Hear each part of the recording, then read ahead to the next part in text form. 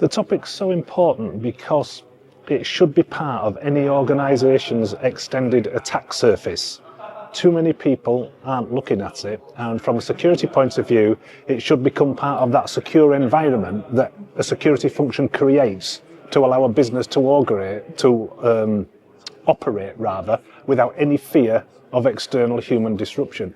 It is the weak point many times in an organisation's protection, and quite simply, enough organisations don't have the resource, don't have the funding to look at this, so we need to find innovative ways to deal with this problem because it is a big concern.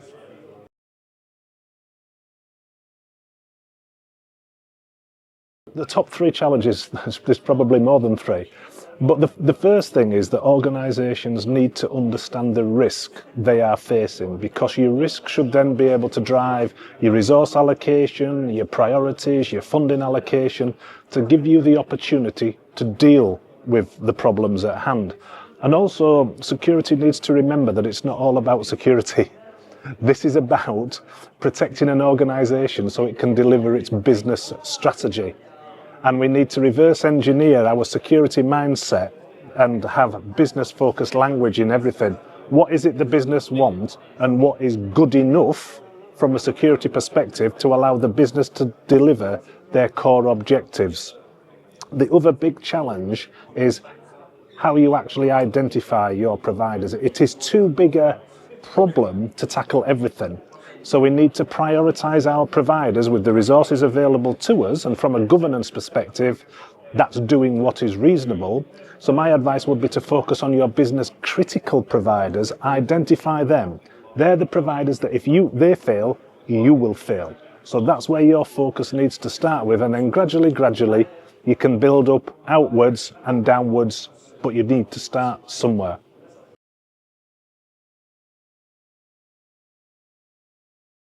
I think the event stands out because of the global representation.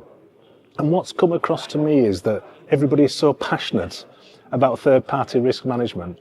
Everybody's got the same problems, but they've got different and innovative ways of dealing with that problem. And it is so good to bring those innovative ways together to look at how you can integrate, how you can collaborate to solve the problem together, picking up on everybody's best ideas, everybody's lesson learned, what works, what doesn't work. So it's a really great global response to this issue that people are taking seriously.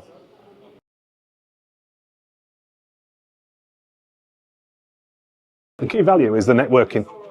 You know, I've learned some things today that I hadn't thought about before, and I learned some things yesterday.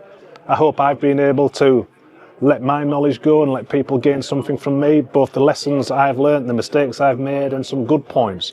But it is actually that collaboration, that networking, and only if the industry does this, in all areas, not just supply chain, can we collectively come together to make sure that we protect, because that's what security is. Security is about protection, to protect the organisations to an adequate level when we get back to our desks.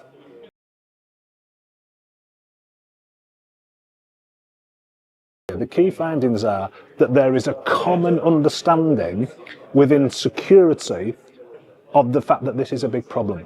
What we need to do is to be able to articulate that to a better level so our businesses, the CEOs, the boards can understand the impact on their business if there is a supply chain breach. We cannot afford, or organisations cannot afford for that to happen, so they need to try to manage this risk to within their organisation's risk appetite level.